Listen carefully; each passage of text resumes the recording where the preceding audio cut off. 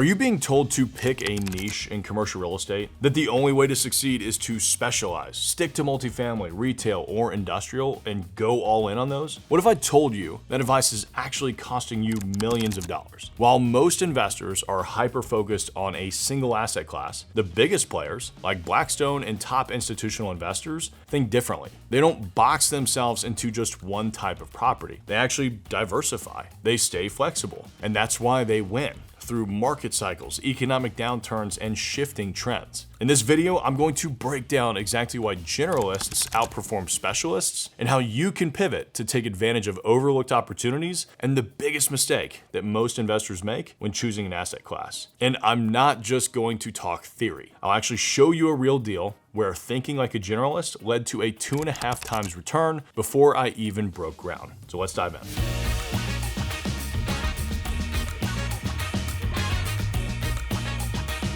If you've been in commercial real estate for any length of time, you've probably heard this over and over again. Pick a niche, specialize, master one asset class, and that's how you build long-term success. And to be fair, that sounds like solid advice, right? The logic is simple. If you focus on one property type, whether it's multifamily, retail, industrial, or office, even hotels, you develop a deep expertise. You build a competitive edge. You learn the ins and outs of that sector, and in theory, this could lead to bigger deals and better returns. But here's the problem. What happens when the market shifts? What if your niche falls out of favor? Let's say you built your entire business around office buildings before 2020. You were doing great. Leases were strong, companies needed more space, and the demand was there. But then remote work took off. Vacancy rates shot up, leasing activity slowed down, and suddenly your once thriving asset class became one of the most uncertain sectors in all of real estate. Or maybe you specialized in new construction. Then interest rates spiked, material costs skyrocketed, and still really haven't come down, and suddenly your pipeline of projects didn't make any financial sense anymore. See, when you put all your focus and subsequently all your money into just one sector, you leave yourself exposed. You're betting that your niche will always be in demand. And as we've seen time and time again, that's just not how real estate works. Meanwhile, generalists, the investors who are flexible and diversified, aren't really scrambling when the market changes. They're already looking ahead, ready to pivot into the next big opportunity. And that's exactly what I did with one of my own deals, turning an office building into a micro apartment complex that led to a 2.5 times return before we even started construction. But before we get into that, let's talk about why generalists have such a massive advantage in commercial real estate. There's a real danger of specializing too much in commercial real estate. I get it. Focusing on one asset class can make you feel like an expert. But here's the problem. Markets don't stay the same forever. You're not investing in a bubble. And when they shift, specialists are often the first ones to feel the pain. Let's contrast that with a generalist investor, someone who isn't locked into just one asset class. When office took a hit, generalists pivoted. Some converted vacant office buildings into apartments or flex spaces. Others shifted into industrial real estate, taking advantage of the e-commerce boom. When new construction got too expensive, generalists focused on value-add deals, properties that already existed and just needed a little repositioning. The key difference? Generalists aren't tied to a singular playbook. They move where the opportunities are. I'll give you a real-world example. I bought an office tower in downtown Chattanooga, planning to convert it to micro office spaces for startups. But after analyzing the numbers and seeing where rental demand was headed, I realized micro apartments would actually be a much stronger play. That one pivot, being flexible and thinking beyond a single asset class, led to our receiving an off-market offer for 2.5 times my purchase price in just 18 months. And get this, we hadn't even broken ground on those renovations yet. I'll even point you to a case study on that project at the end of this video too. A specialist might have locked into their original plan, but as a generalist, I was able to adapt and capitalize on the better opportunity. And that's one of the biggest advantages that generalists have. They reduce risk through diversification. If one asset class struggles, they have other income streams to fall back on. So let's break that down. Why diversification is the key to building a resilient commercial real estate portfolio, and how the biggest firms in the world use this strategy to protect their wealth. Specialists operate on a high-risk, high-reward model. If the market aligns in their favor, they can generate pretty great returns. But if their sector takes a hit, they have no fallback plan. Generalists take a risk-managed approach by spreading investments across multiple sectors. They avoid putting all of their money into a single asset class, which allows them to weather downturns and capitalize on emerging opportunities. Take Blackstone, for example. They're one of the largest real estate investment firms on the planet, and they don't just focus on one asset class. They own multifamily, retail, industrial, hospitality, office, you name it, they've probably got it in their portfolio. Why? Because diversification works. If one sector underperforms, the others stabilize the returns. This is the same strategy that I use in my own portfolio.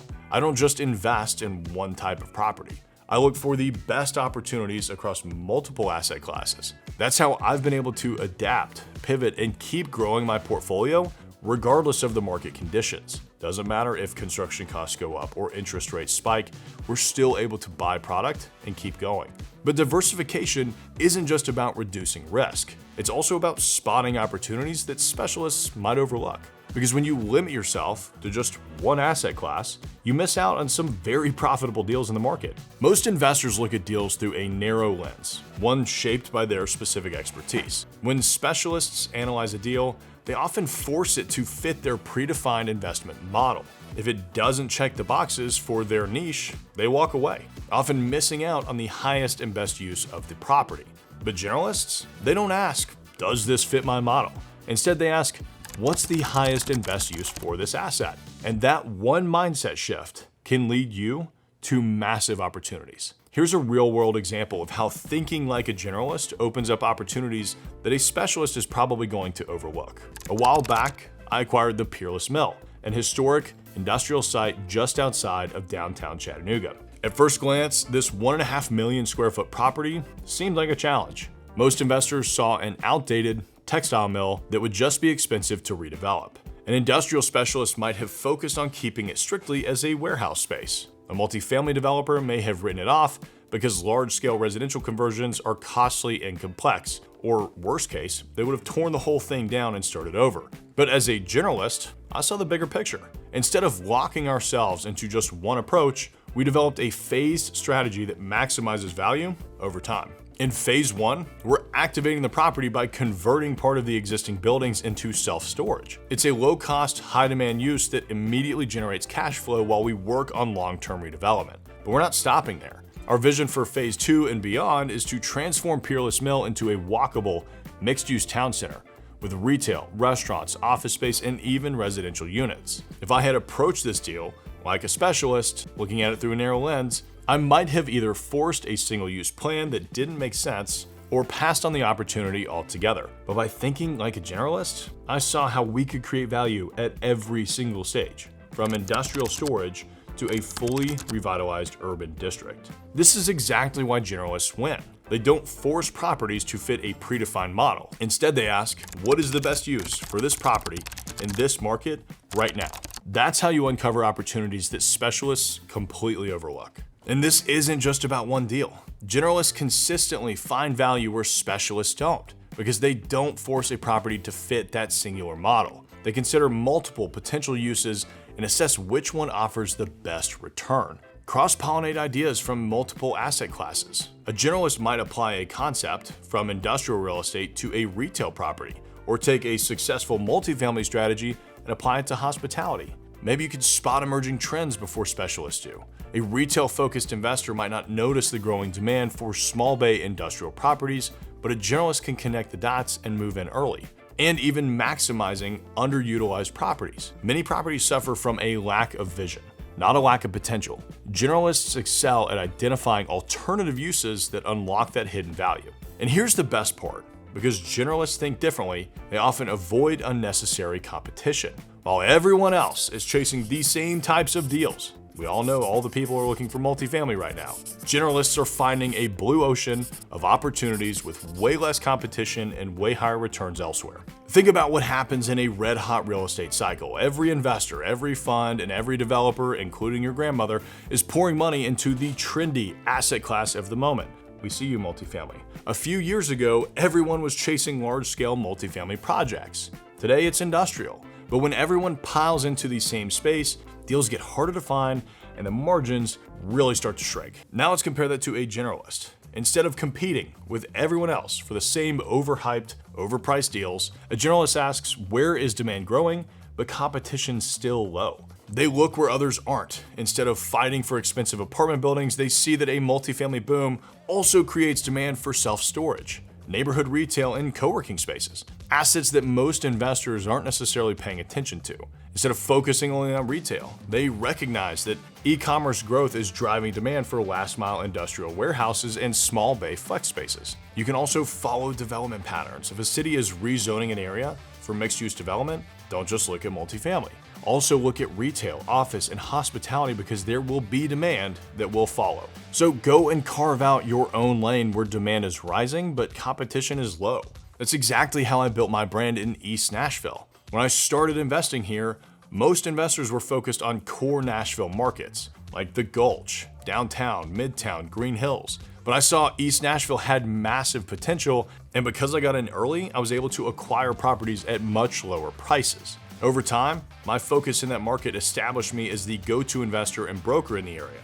And now, instead of chasing deals, deals come to us. Here's another example, and it's also in East Nashville. The Wash, my micro food hall concept. Every investor looked at this deal before me and saw one thing, an old car wash. That's all they saw, and they all decided to pass on the deal because it was too cost prohibitive. But I looked deeper, saw a gap in the local restaurant market, and recognized that the existing structure could be converted into a thriving food and beverage concept with multiple tenants. Instead of another generic redevelopment, I turned it into something completely unique, something that had almost immediate demand. That's why generalists consistently find the best deals. They aren't afraid to think differently, and they look beyond the obvious. They operate in markets where competition is low and upside is high. So at the end of the day, generalists are more adaptable, they reduce risk through diversification, they spot hidden opportunities, and they avoid unnecessary competition. The only question left is, how do you actually start applying this approach in your own real estate business? The first step is simple. Stop looking at real estate deals through a single lens. Instead of saying, I'm a multifamily investor or I only do retail, start asking yourself different questions. What is the highest and best use for this property in this market at this time? That one shift in thinking can unlock opportunities that specialists completely ignore. You don't have to go all in overnight. If you're deep into multifamily, consider adding an adjacent asset class, maybe small bay industrial or mixed-use retail. If you're focused on office, look at alternative uses like flex space or hospitality conversions. The key is to expand your playbook one step at a time. If your network is only made up of people in your niche, you're limiting your deal flow. Start expanding, connecting with brokers, investors, and lenders across multiple asset classes. Go to events outside your immediate focus. Join a mastermind like my CRE Accelerator, or a private investment group where deals and strategies are being shared across sectors. Pay attention to where demand is shifting. What's being rezoned? What asset classes are quietly gaining momentum while others are just overcrowded? The best opportunities aren't always where everyone else is looking. You have to stay ahead of the trends. If you want to start thinking like a generalist, finding better deals and building a resilient, long-term portfolio, now's the time to make that shift. Let me know in the comments, do you still believe in specializing, or are you ready to start thinking more like a generalist? Now that you know why being a generalist may be a better route for you to take, watch this case study here on how being a generalist actually made us $2 million on a deal in Chattanooga.